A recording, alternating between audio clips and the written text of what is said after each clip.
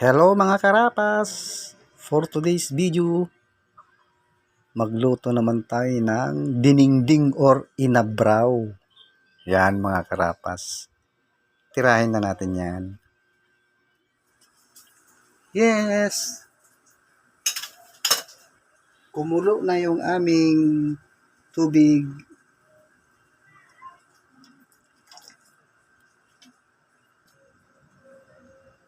Lagay na yung kamatis, luya, sibuyas.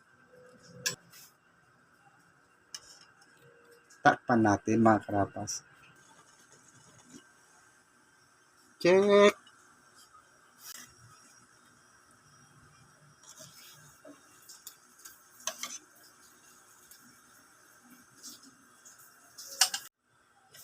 Check! Wow!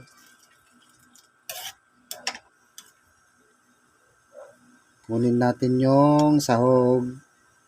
Side aside natin muna. Tapos itatapping mamaya. Ilagay natin yung gulay.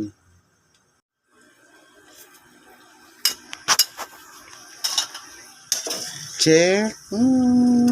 Bango ng ating inabraw or dinengdeng. Amot taps.